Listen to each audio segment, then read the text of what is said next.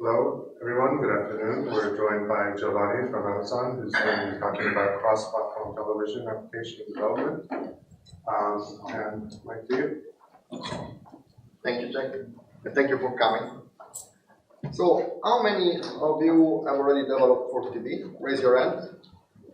You, I think you as well. Yeah. Good. You as well. Great.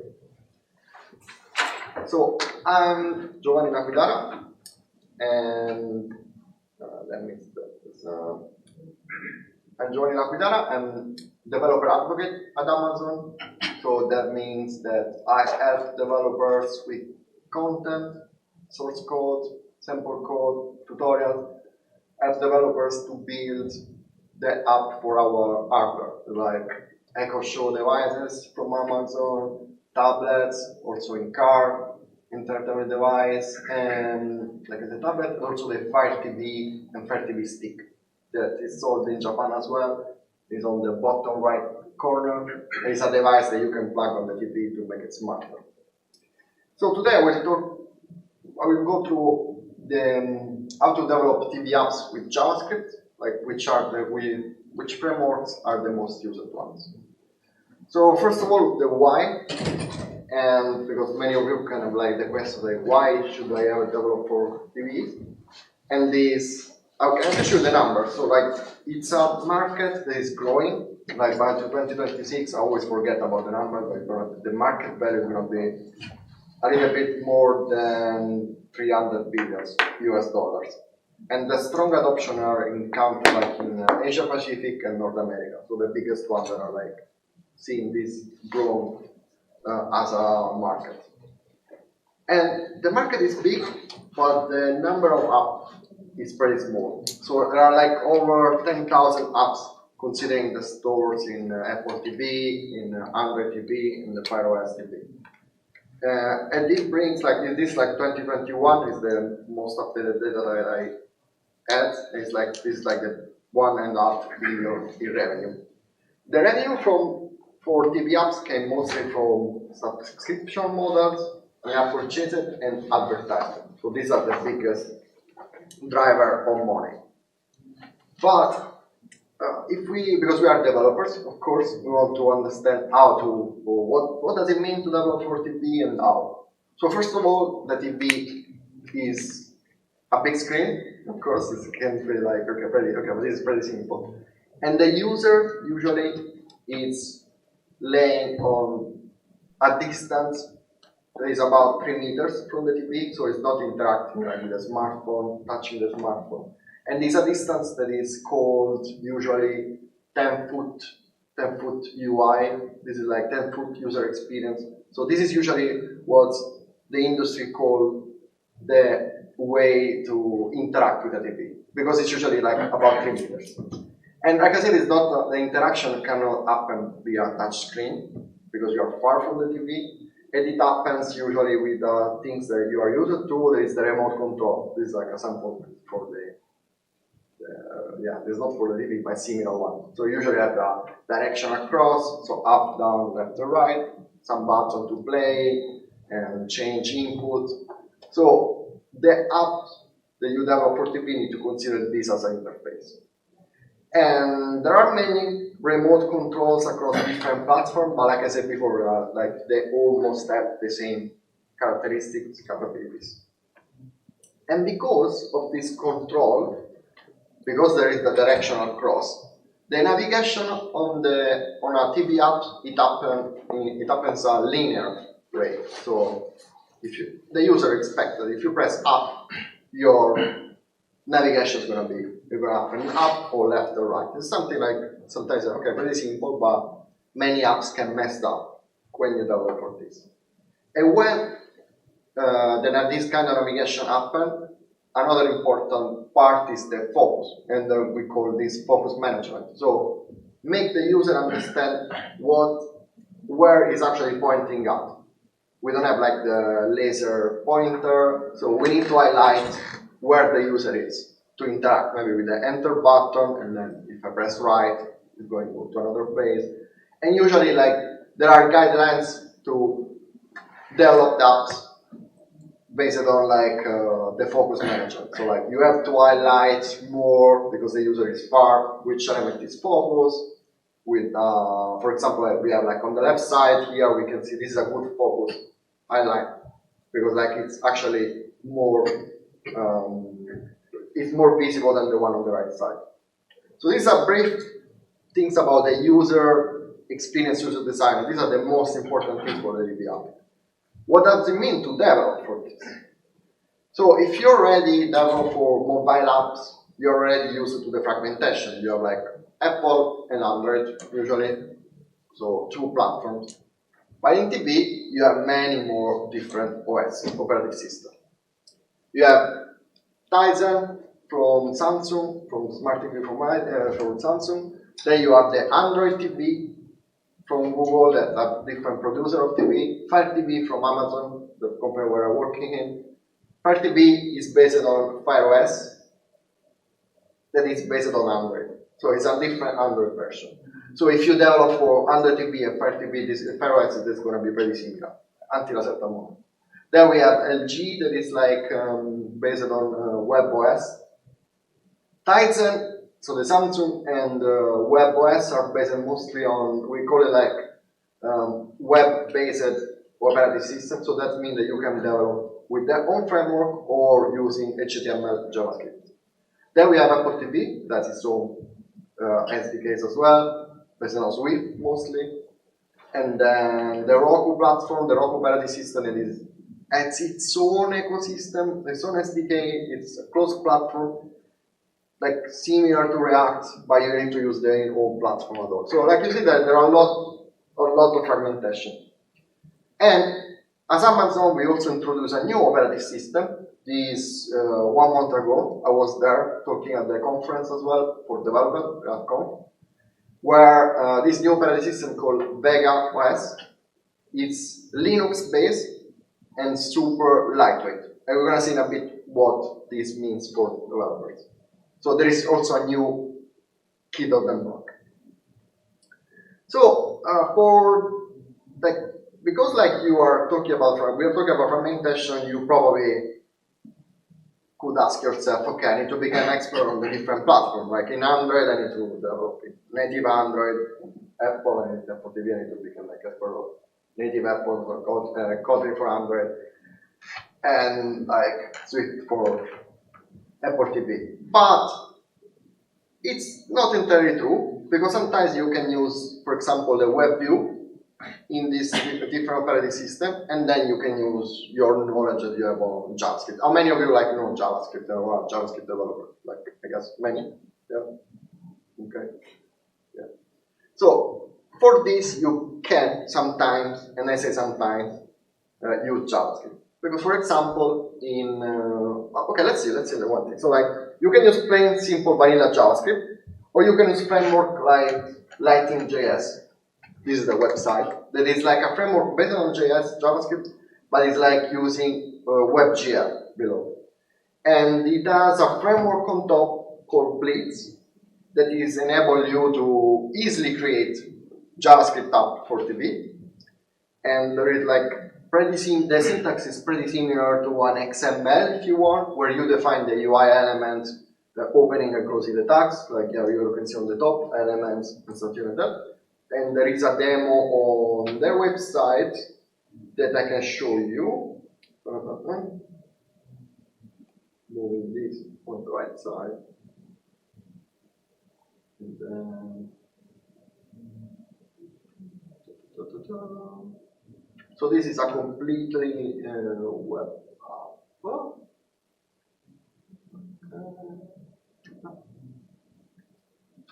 And this is something that runs on the browser, and it's easy deployable on TV using the web view, of course not on Apple TV. I mean, on Apple TV it's not easy because they officially say the TV, the web view is not supported, but you can like wrap, if you like develop a browser app, and then you can like, but it's not an easy stuff. So if you want to use Lightning.js with Blitz, that's pretty cool for different operating systems like Android TV, Fire TV, and LG WebOS, but then it's very, very performant, but then you have a problem if you want to developed for other platforms.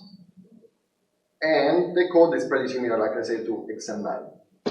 Then, I cannot see the cursor anymore. It's probably here.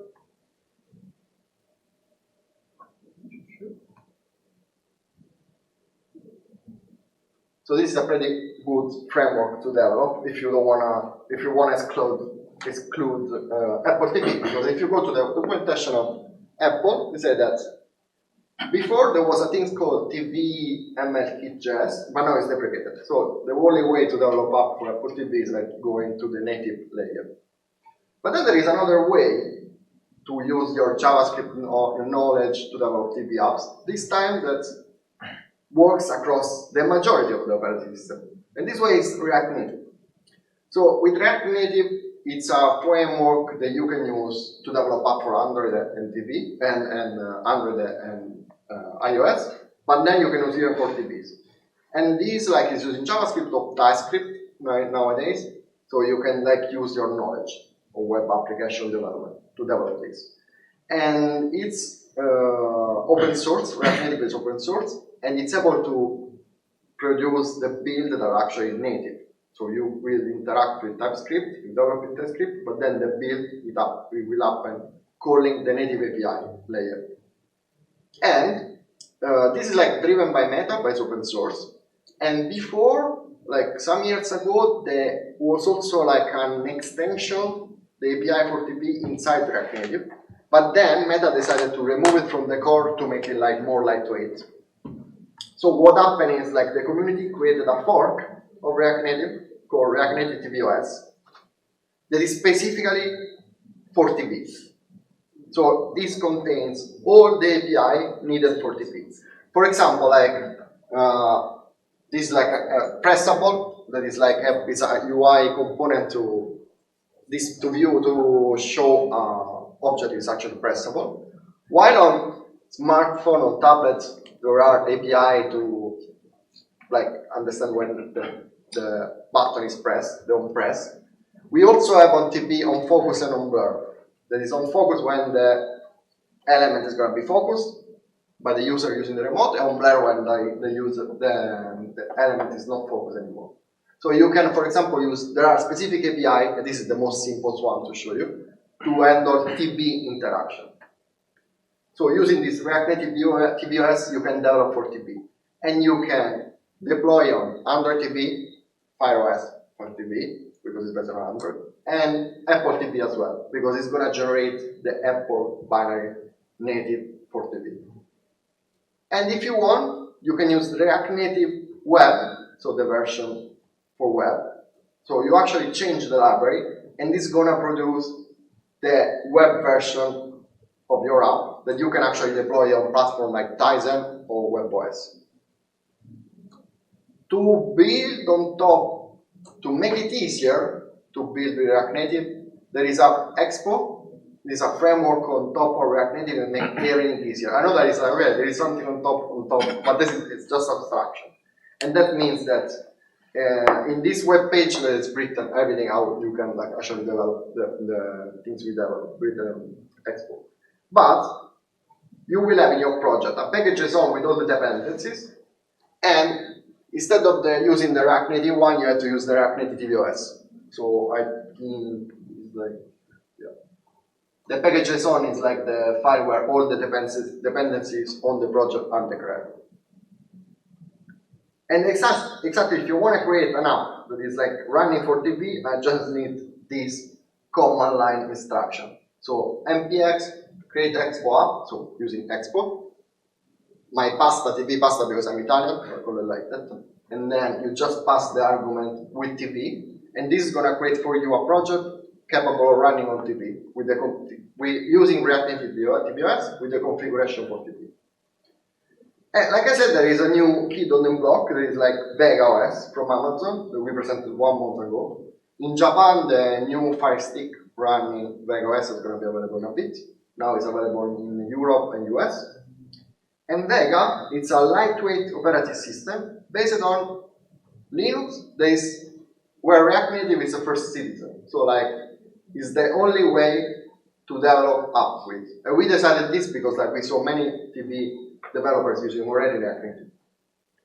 So this is a brief about what is VegaOS. So yeah, it's based on Linux, Yocto actually is a version of Linux, a distro of Linux.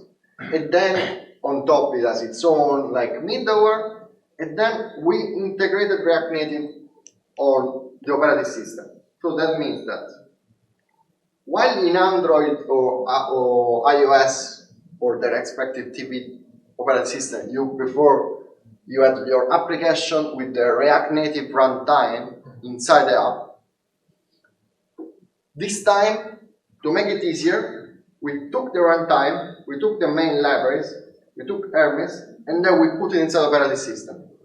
So that means that your app is gonna save memory, and it's gonna also improve the performance because the runtime, instead of like deployed apps per app, is like running only one time in the operating system.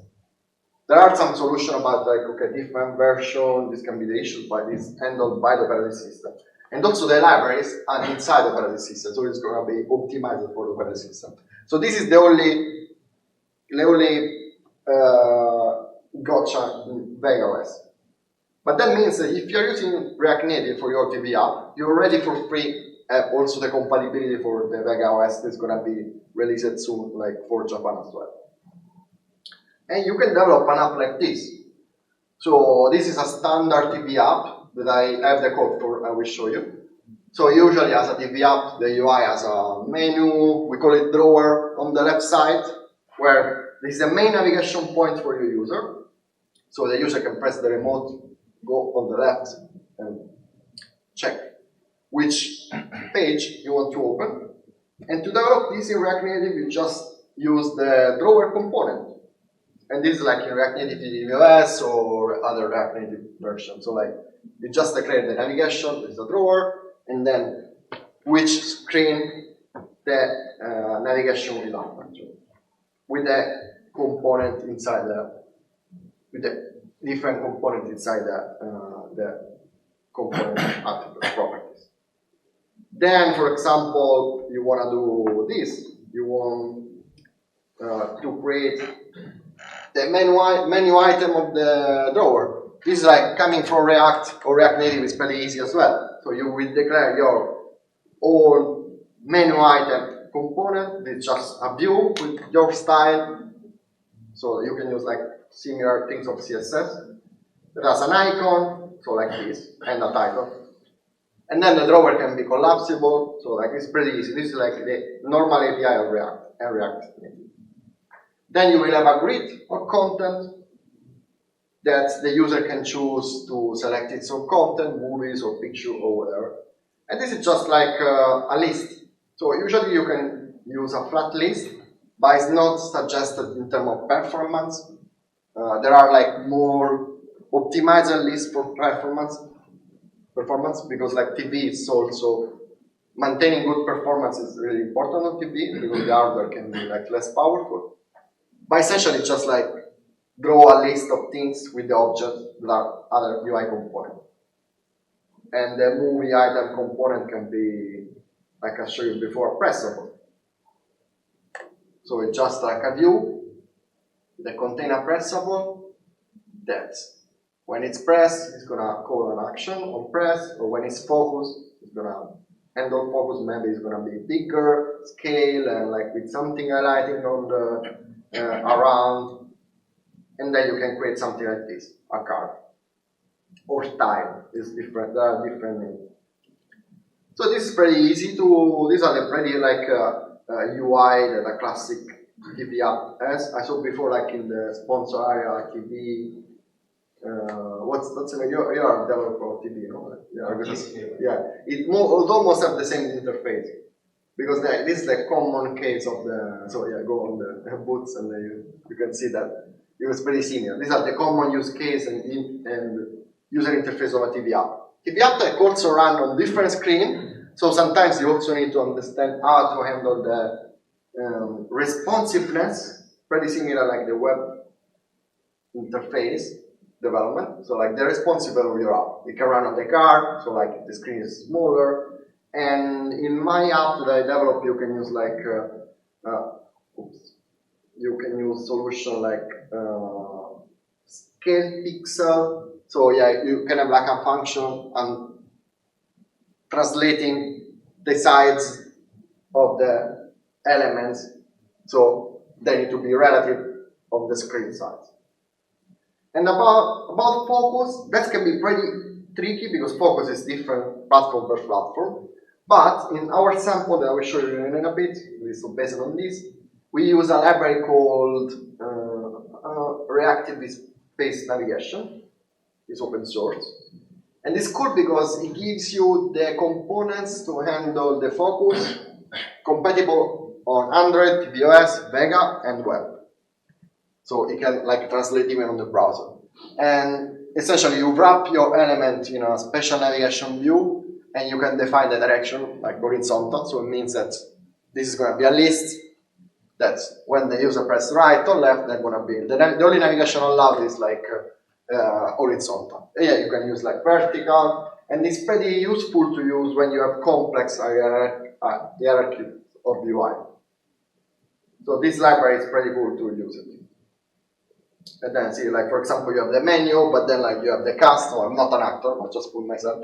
And then like, oh, what should happen if I press down, if I'm in audio option, and then I press down? Which one should be focused? So sometimes even like understanding which element should be focused is a tricky thing. To do.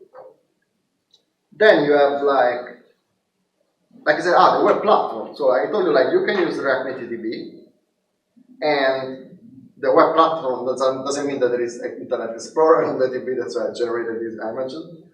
But like things like LG, for example, there's WebOS as a different building system. But if you use React Native Web, you just produce a JavaScript and HTML file that you package, and then you can use whatever other tools of the platform. For example, LG has a tool called RS. So you just deploy, create a package, and then you use RS. This is from LG on the website, and then you can create your package. And then I use this for my TV. I have a LG TV at home, and you can run the example that I showed you before. This is on GitHub. Anyway, I will show you a bit. So this is actually the same app in React Native. This time switched on React Native tvOS. I didn't change API, like same code base, just switch it with the building system, and it's running on, and of course, built with the toolkit of the operating system, and it's run. It's also run on Tizen, using Tizen like developer kit, and it's also run on Vega. I have a demo app that I use also to create that one. This is more complicated. But it's the default demo app that is like, we call it monorepo. So it's like in one repository, you build for tvOS, Android, WebOS, so all the webs, so in JavaScript and HTML5, and Vega as well. So this is a sample run on the Vega simulator, and the app I actually have it here. So this is the Vega virtual simulator from Amazon, so it has the remote and you can use it. Essentially, it's the same app. So I just changed that for the one that you saw before. I just changed the theme. So like the one was completely black with the icon on the drawer, but essentially they have the same. So I can select movies. I have a grid of content. I have a hero card on top, displaying the moves that is focused. I can press. I'm using now the control on the laptop, but this is you can run this on Android TV. I test this on Apple TV using the remote. It's working, and then you can press watch now, and the move starts. Maybe there is audio as well. So if you need a sample that is like showing how to use React Native for TV, you can actually use this sample here. And I have time to show you the demo of actually the code.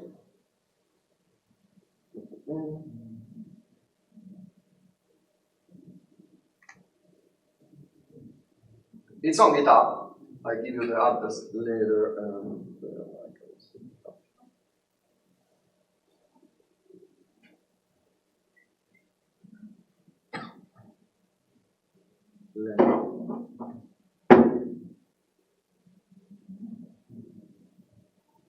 So as you can see, it's a React Native project where, as a monorepo, it's arranged with yarn. So this means that in the main package JSON, there are the workspaces. So it means like inside the apps, inside packages, there are all the code needed for the app to run. There are all the commands to build for Android, for iOS, for web, for Vega, and to install it. Then, if you go inside apps, you can see two different things. I created two directories, one for Vega, to build the app for Vega, the operating system for Amazon, and one with Expo to build the one for Android and Apple and web. But essentially, this code here, app.tsx, that is the main entry point for the multi-TV app, is going and getting the code inside the shared UI package. So if I close this and I go in package shared UI, here there are all the components, for example, the screens. And these screens are generic, just TypeScript code, capable of you build once and really run across all different platforms. So this is, for example, the setting screen. And I can show you if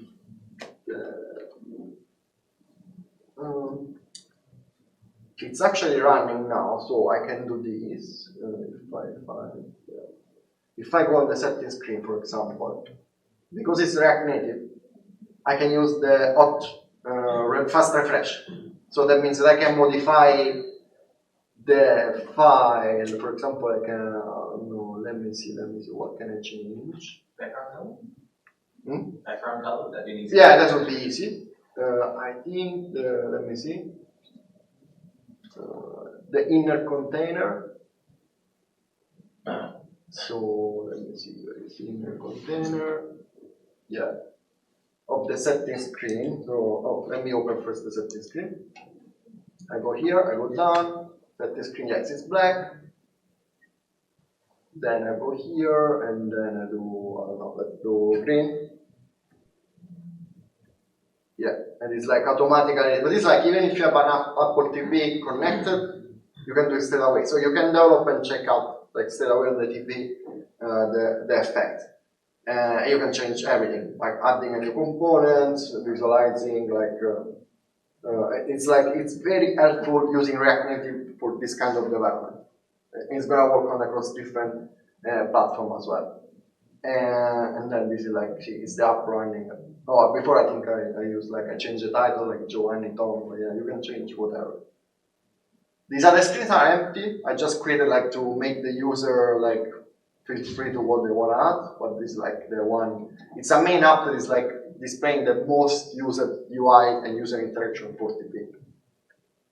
And yeah, the project is on GitHub that you can.